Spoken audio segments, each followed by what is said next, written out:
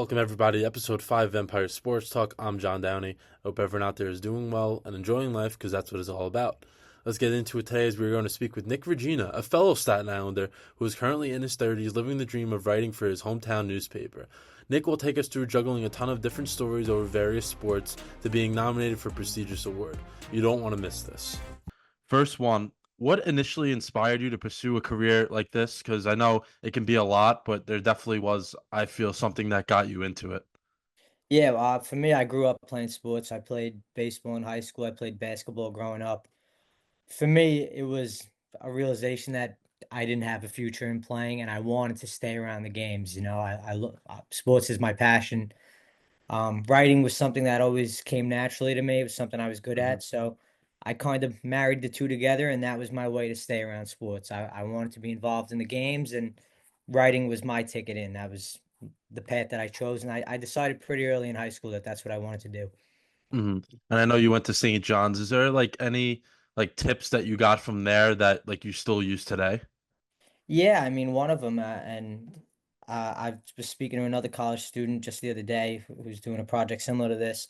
Mark Cannizzaro from the New York Post came into my class, probably freshman or sophomore year, and the one thing he told us as journalism students was that it's a marathon, it's not a sprint, and that's something that always stuck with me. I interned for a few years, I was part-time for a few years, I did freelance work for a few years, and that was all leading up to a full-time job. I didn't get Mhm. full-time until my late 20s. I didn't get my first big promotion until almost 30. And a lot of these bigger publications aren't going to look at you until you have 5, 10 years in the door in this business. It's a competitive industry, that's for sure, and knowing that it's a marathon, not a sprint, is something that was a big piece of advice that I took from my college days. And so you cover a lot of high school sports, as you said, like different things. Have you seen like a growth in like high school sports, like with like coverage wise and things that maybe you haven't didn't cover in the beginning of your career that you do now?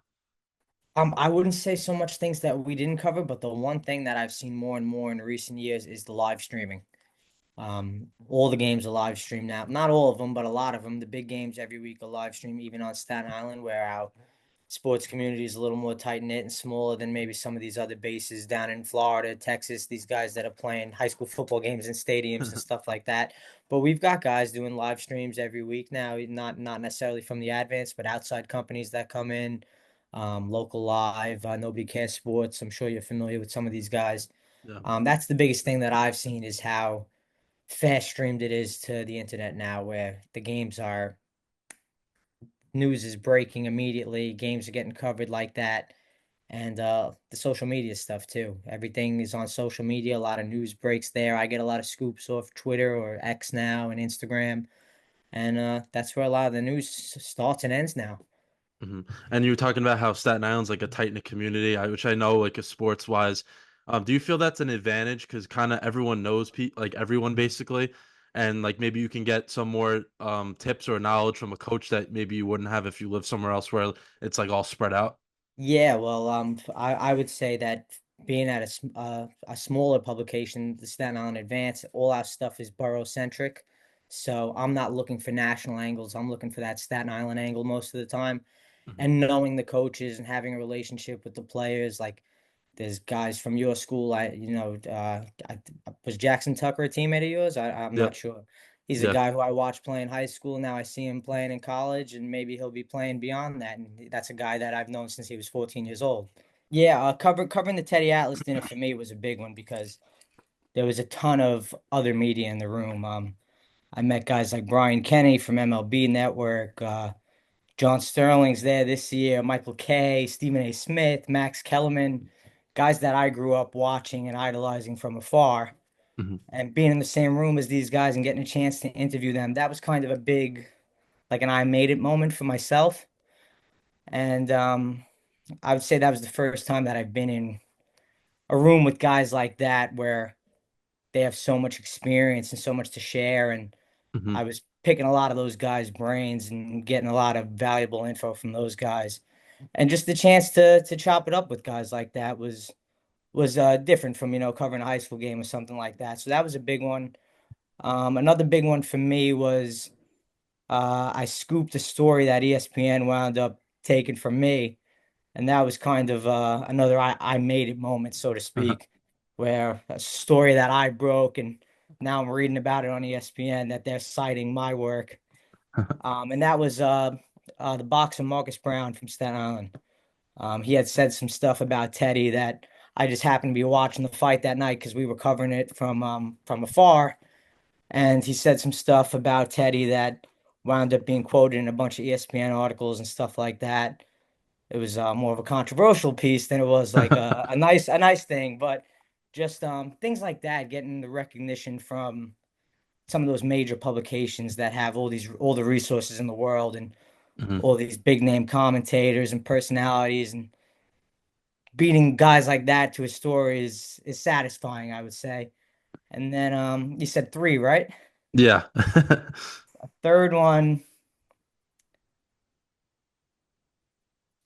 for me, I would say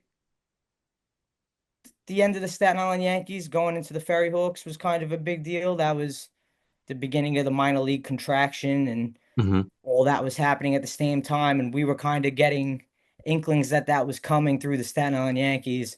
So we kind of knew that the minor league contraction was coming before it became big news because we knew the Yankees weren't going to make it, the Staten Island Yankees. So that, and then leading into a new baseball team on Staten Island, covering I was the main beat guy for the Ferry Hawks. I still am. And seeing a baseball franchise come to your hometown. Hmm. Obviously, we had the Staten Island Yankees, but this was a little bit of a different feel because it was more of a hometown, homegrown operation than it was where the Staten Island Yankees were kind of a big dog coming from the Bronx with the Steinbrenner family and all that. So I would say covering that transition from the Staten Island Yankees leaving and Ferry Hawks coming into town, that was a good experience, I'd say. You led me right into my next question too about the Ferry Hawks. How, like, because I know like you cover high school, but and they're a pro team, so it's definitely different. Like, can you take me through like maybe like access wise, like what you get to cover like with them and everything like that?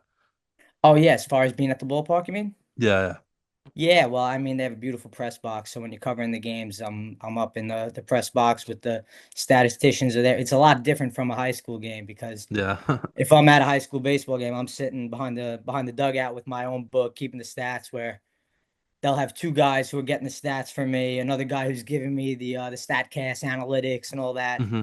So you have access to all these resources that you wouldn't get at a regular high school or even some college games. So that's probably the biggest difference. But getting to see those guys in the dugout and talk with them. When I'm interviewing the high school guys, there's a level of tact, I'd say, to it where I'm not asking some of the questions that I can ask these guys because Hmm. they're teenagers. I'm not going to put them in a tough spot. And these guys are professionals. They're doing it for a living. They're making money to be there. So it's definitely a different approach to it. Hmm. And the access that we have as far as being able to get in the dugout with them, get in the clubhouse, be in the press box, it's an easier cover, I'd say, with more resources that make it a lot simpler for the reporter. Hmm. And also because I've now I call the Marywood like the basketball games, and I get there like very early so I can maybe get an interview or two. How early do you think is it like how early should you get there without being like late per se? Like if that makes sense to you. Yeah, I try to get to everything an hour beforehand. I want to talk to the coaches and see maybe somebody's not playing that I was expecting to play that day. Maybe it's a baseball game, there's a last minute pitching change that I wasn't expecting.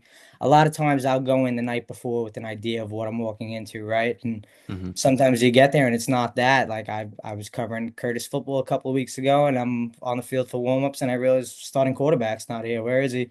Sure enough, he's on the sideline with a boot on. So you find something out like that before you even get there. That's not something you want to be finding out when they're taking the first snap of the game. Hmm. Because that becomes the story almost. Especially that day, the backup had a huge day and he became the headline. So that's something that was good to know a half hour before game time.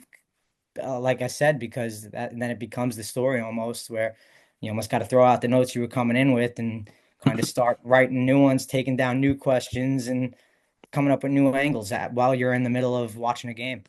hmm And staying with that as well, how do you manage your time effectively? Because I feel I sometimes I like get myself like a little stressed out, like I want to get all these things done and not sound stupid on like the broadcast or something. Like, how do you manage your time? It's different from the broadcast, I would say, but Hmm that is the reporter's life a lot of the time. It is all these things that you got to get out at once because news is timely, and if you wait a day, somebody else could grab it, or it's not as pertinent as it was the day before, or something changes since the time that you wrote the story. hmm So a lot of it is about knowing how to manage the time, and sometimes it's difficult, especially with deadlines. But some of it is chaotic, like you described it. It's often I'll have a list of stories that I'm trying to tackle, and sometimes something new will come in that's more timely, and I have to put something else that I'm in the middle of on the back burner because it can wait a few days, and whereas some of this other stuff can't. You just got to keep churning it out.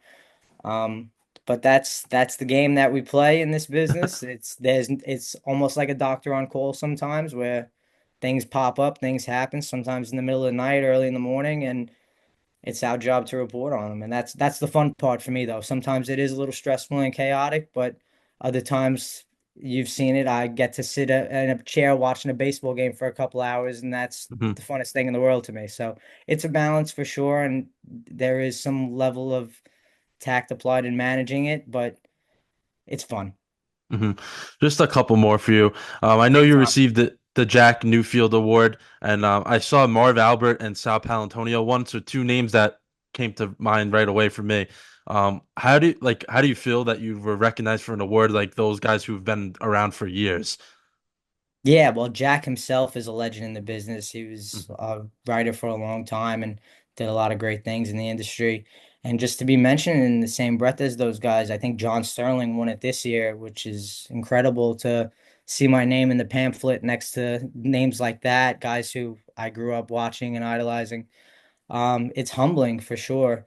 Um, and that award was given at one of the Teddy Atlas dinners that I'm usually covering, and that year I was able to go as a spectator and get the award, and it it was eye-opening for me because in this business a lot of times um, you do get knocked down. And a lot of people have told me not to go into this field in the first place when I was in college.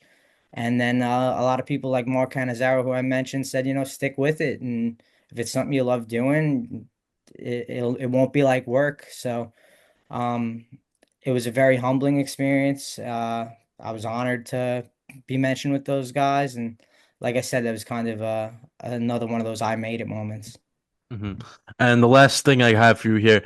So what if I know you're like I interviewed people that have like 20 plus years of experience. So I wanted to get you because you're on the younger side, so maybe you can relate to someone in my shoes more Mhm. so compared to them.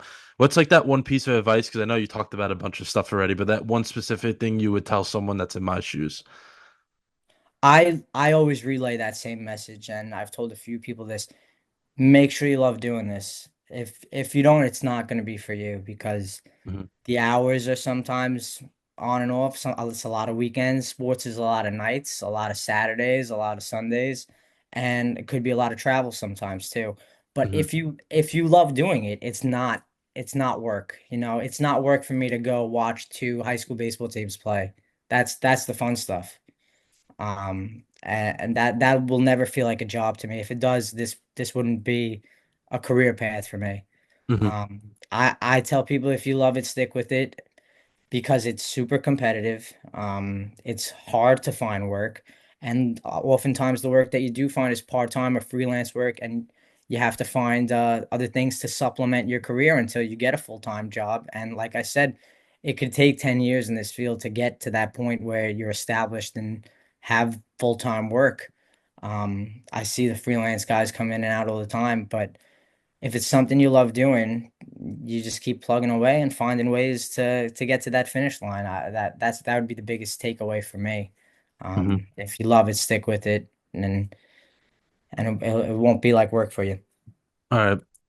Nick, I appreciate this. It means a lot, learning a lot of knowledge, especially over these past like 5 interviews I've did. So a lot of different things I could take away.